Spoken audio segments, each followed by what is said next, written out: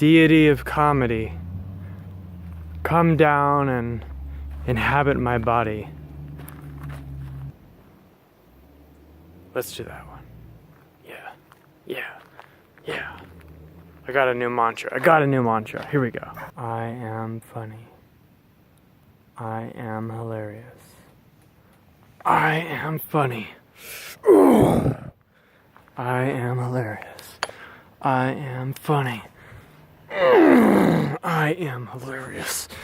I am hilarious. I am funny. I am hilarious. Let's do this. Your next performer is going to talk about something near and dear to my heart, which is relationship as a spiritual practice. Everyone, welcome Joshua Falcon-Grey!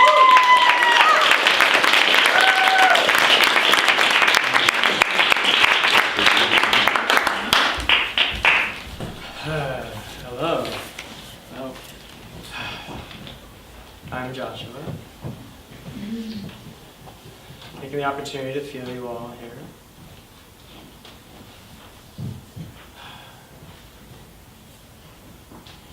So, yeah, my piece is about the history of my personal relationships.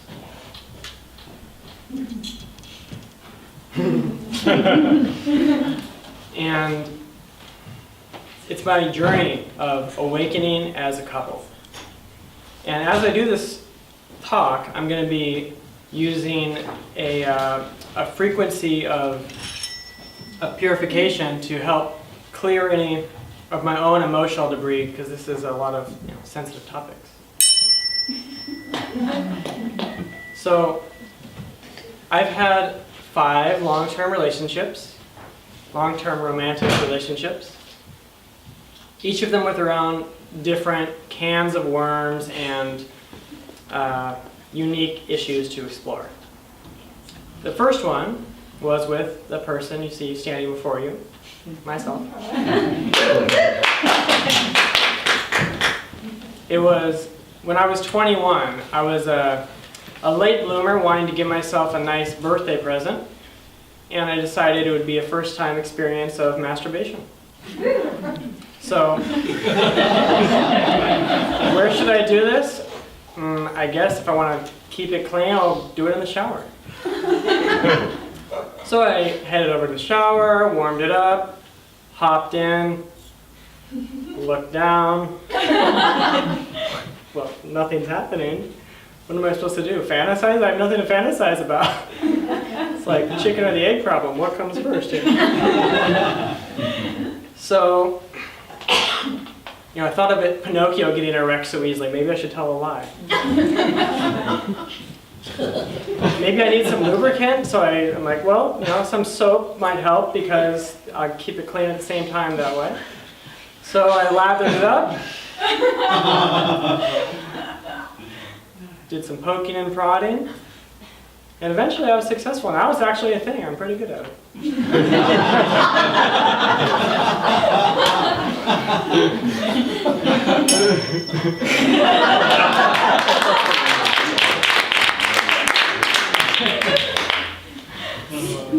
So I started to actually interact with women after that.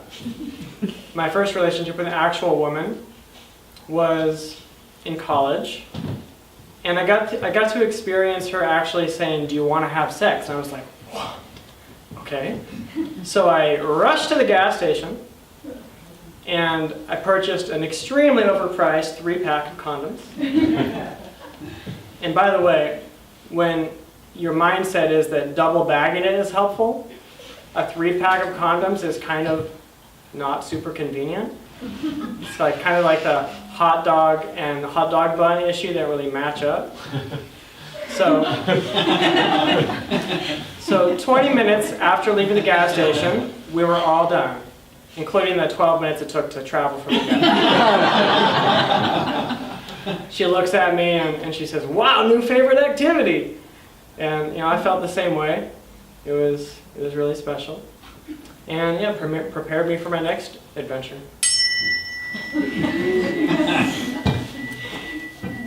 So the next relationship was a while later.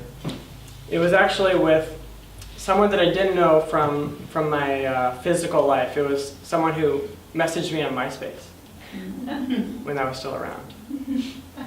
And she had found me in a fictional interview in a magazine that I had no business being in. So right off the bat, she had a very skewed perception of me, very distorted, which I really liked. So just to add to that, to secure our relationship moving forward, I hired a magician to come do magic tricks for her birthday. And shortly after that, magic trick of my own, she ended up moving into my apartment. And ended up really scaring my roommate, actually. My roommate wrote me this really sweet email. I'll never forget this. Very polite, very gentle. He explained, listen, she's a really sweet woman. I'm so glad that you love each other. And, you're both staying up all night, and she's having these ridiculously loud orgasms that the whole zip code can hear. And could you please do something about this? Could you please keep it down? I need my beauty rest. And I totally understand. I've been there. And yeah, to me it just sounded like we were working out really loudly. So that was that's kind of how I remember that relationship.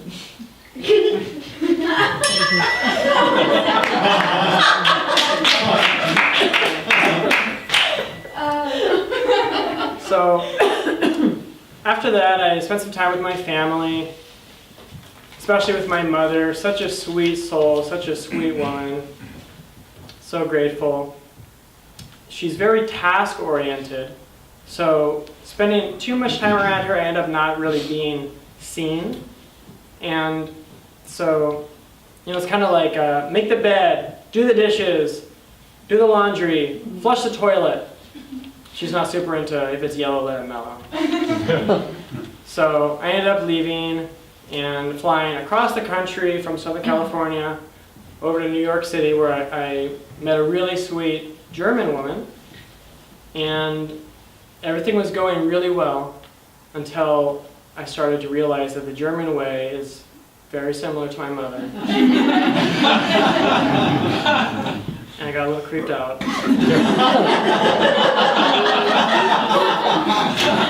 She actually even scheduled our lovemaking. And I ended up feeling more like it was a janitorial service. And so, since I wasn't being properly compensated for this, we ended up breaking it off amicably.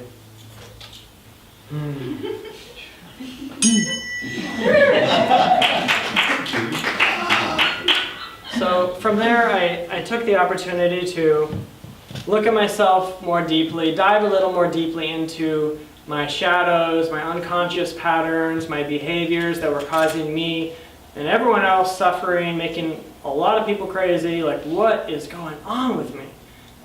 I looked more closely at, my need for looking at women as a conquest, basically.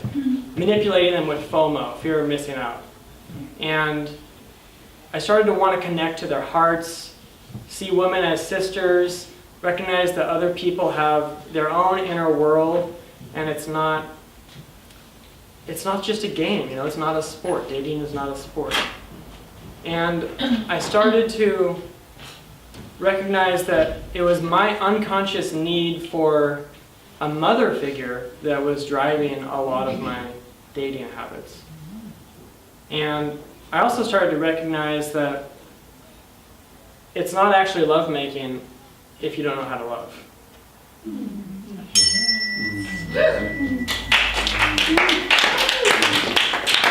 So fast forward into my relationship today. It's very different. I'm so grateful for this. We're no longer doing the all-night thing. We're not having 4 a.m. orgasms, because ain't nobody got time for that.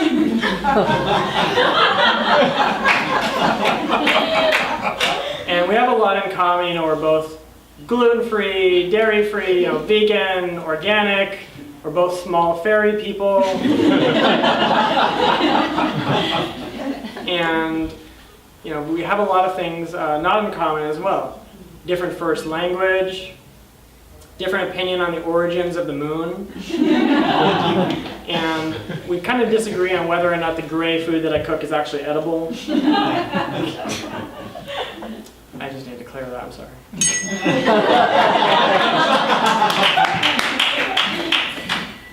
I think it's good.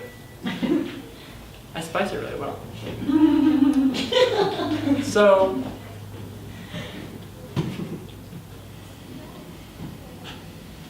it's really funny in my relationship. I end up buying 2 of everything. I have 2 cars, 2 laptops, 2 cameras, 2 tickets to every event, 2 tickets to Alicia's event, 2 lunches, 2 dinners, and 2 condoms. I'm just joking, not really. But actually, 4 tuning forks. And we love to tease each other. We love to entertain each other. Just the other day, I was lifting weights in the living room, and I knew she was in the other room, so I was kind of teasing her, like,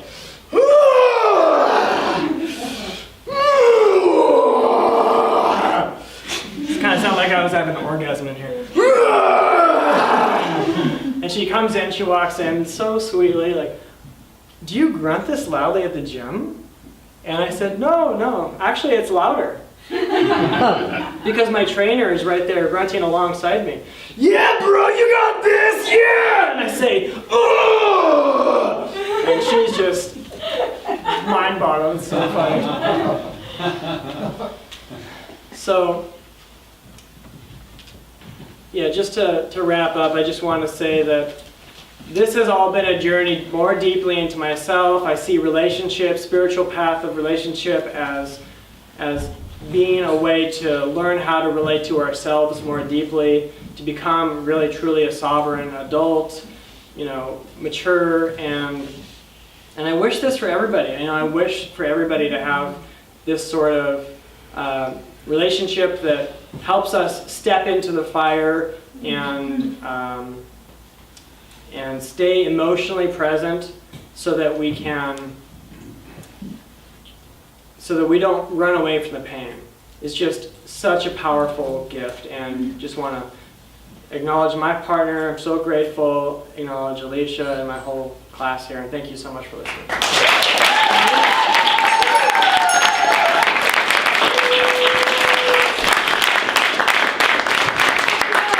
Hey,